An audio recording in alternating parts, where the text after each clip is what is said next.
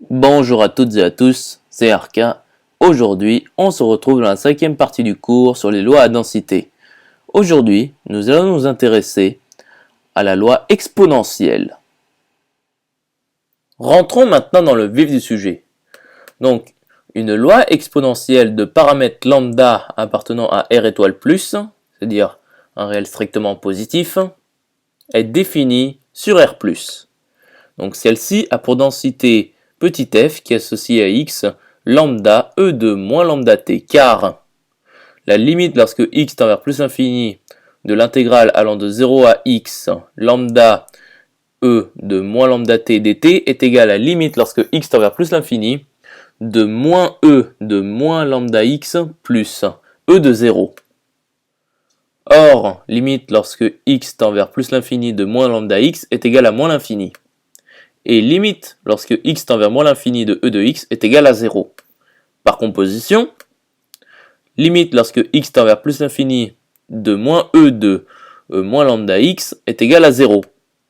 Par opération sur les limites, limite lorsque x tend vers plus l'infini de l'intégrale allant de 0 à x lambda e de moins lambda t dt est égal à e de 0 qui est égal à 1. Voyons maintenant l'espérance d'une loi exponentielle. Donc, pour une loi exponentielle, grand E de grand X est égal à 1 sur lambda. Donc voici la démonstration. Donc pour une loi exponentielle, grand E de grand X est égal à la limite lorsque x tend à plus infini de l'intégrale allant de 0 à x lambda t E de moins lambda t.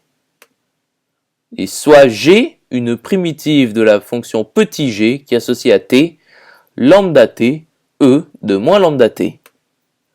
Donc celle-ci est définie sur 0 plus l'infini par grand G de t est égal à at plus b, e de moins lambda t, avec bien sûr a et b des réels à préciser. Déterminons à présent les réels a et b.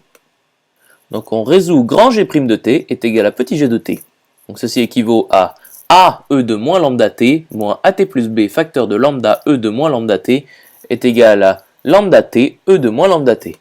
Ce qui équivaut donc à e de moins lambda t est égal à moins lambda at moins lambda b plus a égale lambda t e de moins lambda t. Ce qui équivaut donc à moins lambda at moins lambda b plus a est égal à lambda t. Donc on obtient moins a est égal à 1 et a moins lambda b est égal à 0, ce qui nous donne un système.